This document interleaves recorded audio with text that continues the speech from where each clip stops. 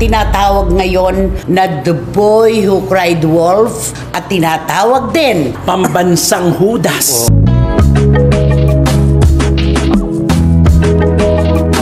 Unang-una, sino ka para manghingi na resibo? Sino ka ba para bigyan ng panahon ni Senator Tito Sotto? Kaya ngayon ang tawag sa kanya, Pambansang Balimbing.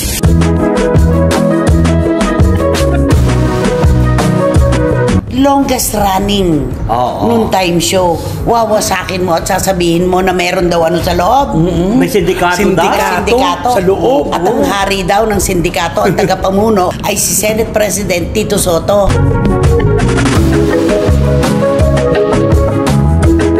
Hindi tama yung ceasefire. Dapat tanggapin mo na nagkamali ka at hindi totoo ang mga ipinakalat mo.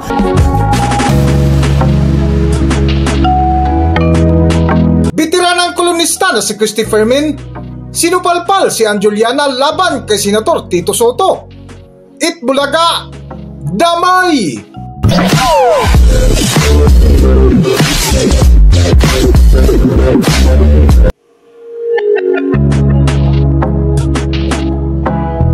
Welcome back to Philippine Celebrity Broadcast.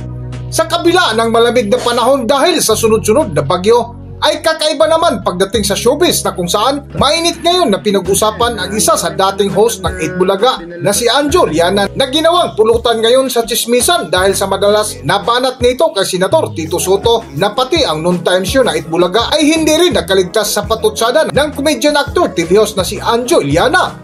Sa vlog nga ng bitiranang kolonista sa Christopher Min ay isa ito sa kanilang mainit na paksa na kung saan ibinahagi nila ang ilang komento ng ilang bashers laban kay Anjuliana na tinawag ngayon na Pambansang Hudas. Ay grabe ito, pinag-usapan po ng buong bayan ito. Ang tinutukoy po namin ay ang pinalutang na kung ano-anong kwento ng tinatawag ngayon na The Boy Who Cried Wolf at tinatawag din, ano pa isa? Pambansang Hudas Ng showbiz. Grabe yun. Ang tinutukoy po namin si Anjo Eliana. Anong masasabi mo rito? Naku, alam mo, nagulat na ako nung bigla siya nagsalita. Sabi ko, ano ba ito si Anjo? Nawawala na ba ito sa sarili niya? Kasi siyempre, ang tagal-tagal na kasi yun. Sabi ko, siguro gusto lang itong pag-usapan yung taong ito. Gusto pa lang bumalik. Nagsesend ng feelers na gustong bumalik. Natural, 2020, umalis ka sa Itbulaga, tumanggap ka na ibang programa na katapat pa mismo ng pinanggalingan mong programa. Hindi ba naman nakakahiya naman yun? Kundi man siya tanggapin, may katwiran ng produksyon ng Itbulaga. Oo, at saka sa kanya na rin ang galing, alam niya yon na kapag umalis ka na sa Itbulaga, walang bumabalik doon. Kapag umalis, inalis, nag-resign, hindi na nakakabalik doon kahit ano. Pero sa kasaysayan ng mga shows dito sa Pilipinas, Itbulaga ang pinakamatagal magbitiw sa kanilang mga host kahit hindi na uso. Yes. No. At saka dumating pa nga sa punto na kahit hindi na pumapasok, may natatanggap pa rin nandun sweldo. pa rin. Nandun pa rin. Tinutulungan. Sila po talaga yung masarap mag-alaga na produksyon.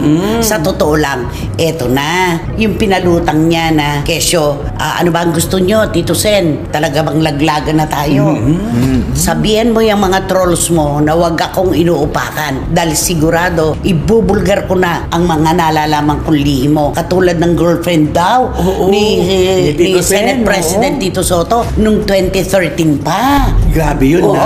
Meron pa raw naging karelasyon at ibinahay si Senator Tito na naging karelasyon din ni Bossing Vic. Tapos ang pangit pa yung kabit, the word kabit. Gusto mo ba? Sabi niya, pangalanan ko na yung kabit mo. Di ba ganon? Kaya ang mga tao, teka sandali, ano to? At saka alam mo, gagaling ito. Saka alam mo nung sinabi niya daw na si Tito Sen pa daw nagsabi sa kanya na parang binulungan nata siya. Nasabi daw na parang ay ano mo yung babae na yon. Siya daw ginawang ginawang tulay. Kaya naisip ko, so ibig sabihin si Anjuliana pala isang bugaw? Hindi, at saka hindi tama yon, napaka-personal. Ang isang tao, winasak mo ang integridad, ang kanyang imahe, winasak mo ang pamilya. Hindi lang naman si Senator Tito Sotto ang iyong winasak, kundi ang tindi ng epekto nito sa Itbulaga. Correct. Grabe.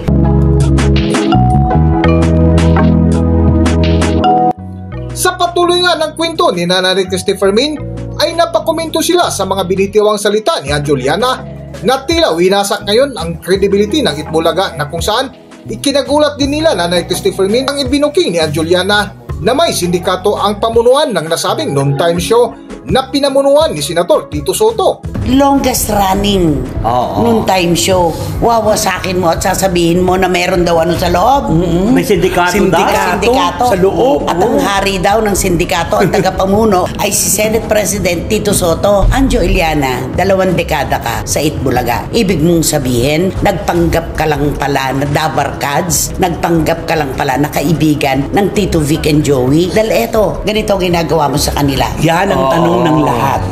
Hindi lang ng ilan, ng lahat halos talaga. At saka nung una nga, di ba, nung nawala nga si Anjo doon sa Itbulaga, marami pa nga naawa nung una. Bakit nawala si Anjo? Di ba, ganito, ganon. Tapos, Siya ang umalis. Siya nag-resign. Hindi, at saka yung problema kasi, may problema kasi si Anjo. Oo, noon. Ay, yung Natulfo. Oo, yung eskwelahan nila. eskwelahan. Yung eskwelahan, Silang dalawa ng oo. kapatid niyang si Ryan. Oo. Nagpunta kay Senator Tulfo, yung mga estudyante Oo. na nagtutuition. Wala naman palang sertipiko, wala naman palang... Yung hindi pala knowledge ang Hindi accredited. accredited. Oo. Oo. Yun ang dahilan kung ba't Kasi- nangutang siya kay Wheeler Villamet. ayun. Pambili daw ng mga computer.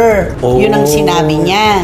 Tapos pala, yung mga estudyante, inirereklamo naman yung eskwela na hindi naman pala accredited. Oo. Di ba? Kaya kailangan niyang mag-lisense kasi ayaw ng Itbulaga na masangkot Oo. sa mga ganon. Kung meron nga kaso ng mga ganyang bagay, ayaw nilang Eto na. masangkot. Pagkatapos ng pagpapalutang ni Anjo Iliana ng kung ano-anong kwento na tunay pong tumalab naman sa publiko, bentang-benta. Ay, oo, grabe. Talagang trending siya talaga. Trending na trending. Ano po ang nangyari? Bigla po siyang umurong. Nabali ang kanyang pakpakatuka. Bigla siyang nagpahinuhod. Ceasefire daw.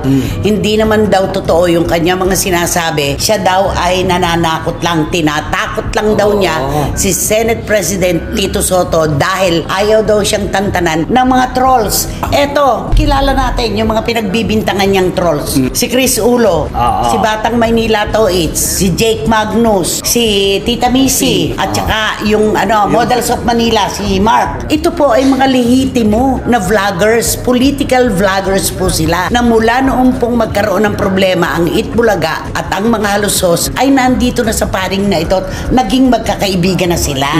Hindi po sila trolls na bayaran. Hindi po kailangan ng trolls ni Senator Tito Soto. Hindi po niya kailangan ng sino man nakakampi sa kanya dahil alam niya kung saan siya nakatayo. Diba? Parang lumalabas doon siya na-provoke dahil sa mga trolls. Diba? Alam mo, reaksyonaryo lang ang mga vloggers. Ano ba? Naglabas ka ng kung ano-anong kwento, natural, Nagbibigay ng reaksyonaryo. Oo, syempre. Kahit nga Oo. ako, di ba? Kahit tayo, reaksyonaryo tayo. Dahil meron kang aksyon, kami ang nagbigay ng reaksyon. At Ganun saka yun. lahat ng taong nakapanood doon, magbibigay talaga ng bakit anong nangyari. Oo. Binasya ng todo-todo Oo, mula ganun yun ulong eh. hanggang paa. Hanggang talampakan mo, may latay ngayon sa pambabas ng publiko. Paano kasi siyempre nagbukas siya ng pinto eh. Di siyempre lahat papasok. Yes. Oo. At ang sabi niya, nag-reach out daw sa kanya. Oo. Si Bossing Vic Soto at saka si Maru. At hindi raw sila nanghingi ng tawad sa isa't isa. At ang sabi raw niya, ceasefire. Hindi alam ni Anjo kung ano ibig sabihin ng ceasefire.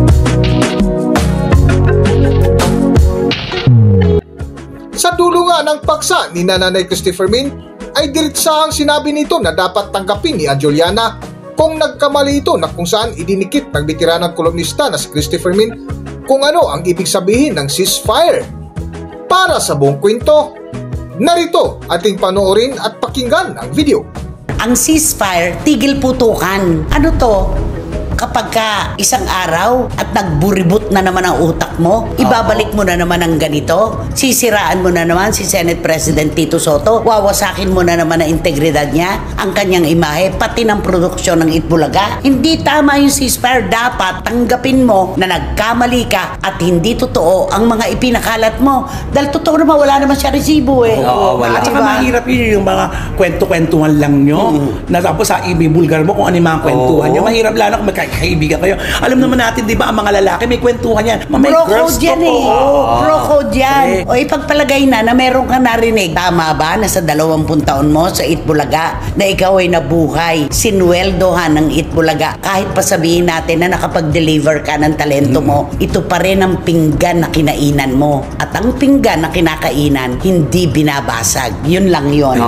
At ang tulay na iyon tinawiran, hindi mo yan susunugin. Dahil baka isang araw, yung tulay na sinunog mo, diyan ka uli tatawid. Yun ang napakahirap. Pag nangingi ka na naman ng tulong, sinong iisipin mo? Alam mo, ang pagtatraidor, natural yan eh. Kahit sino naman, pwede kang traidor rin eh, di ba? Yung pagsaksak sa likod ng mga kaibigan. Unang-una, hindi pala siya tunay na kaibigan. Paano ka magiging tunay na kaibigan kung ganito na tinraidor mo yung mga kaibigan mo? Hindi ka kaibigan nung una pa man.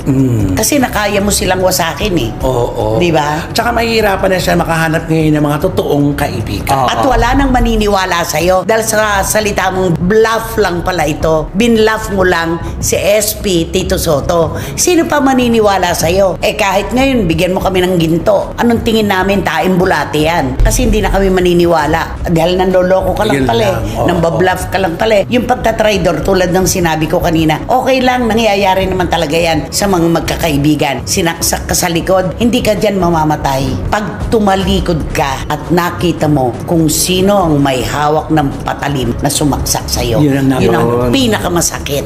Pinakamasakit yan. Anjo Iliana, talong-talo ka dito. Kung ikaw ay idedemanda ni Senate President Tito Soto o ng Itbulaga Production, wala kang malulusutan dito. Hingan ka lang ng danyos, di ba? Oo. Ay, nako, wala. Kaya dapat alisin mo na yan. Tapos inamin niya DDS daw siya. Oo nga, ang mahirap sa kanya eh. Nagkaroon pa tuloy ng kulay politika ang mga bagay-bagay. Meron kaya sa likod niya na malaking tao? Nako. Na, tapos pati si PBBM, talagang winawasak niya. Oo, yun ano yung ngiwi ng ngiwi daw. Kaya binanatan sa tuloy ni Claire Castro. Oo. Attorney Claire naman. Attorney Claire Castro. Oo. Kung maka-clear ka naman.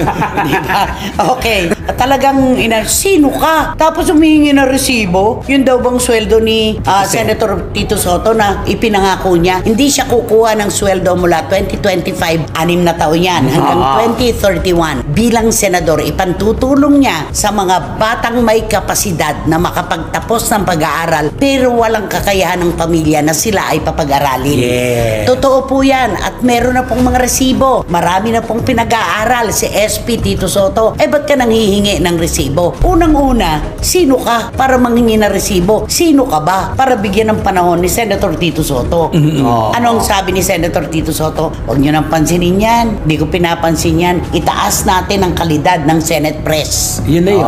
Di ba? Tapos. Sumigaw ka, wala namang nakarinig sa'yo. Pinakamahirap yun yung away ka ng away tapos di ka naman pinapatulan. Ay, ano nun? Nako, nakakapraning yun. Tapos walang pumapatol sa'yo. Diba? So, Totoo yan. para ba yung ang nangyari kay Anjo? Parang yung lumabas siya doon sa kalye. Sinong matapang dyan? Lumabas kayo dyan. Nung harapin, tumakbo. Tumakbo, oo. Tumakbo. Pero yung sa iba doon, kung hayaan mo yan, magwala dyan. Di ba? Parang ganun. Kaya ngayon ang tawag sa kanya, pambansang balimbing.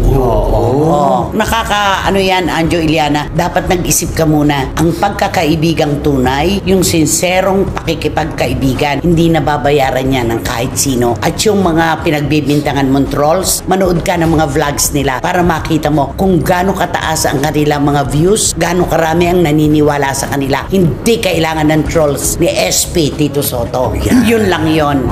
Ay nako, pag hindi ka tumigil, hindi rin kami titigil. Hanggang dito na lang muna ang ating video at kung nagustuhan nyo, huwag kalimutan mag-subscribe at pindutin nyo na rin ang notification bell para ma-notify kayo sa ating susunod na video. Maraming salamat!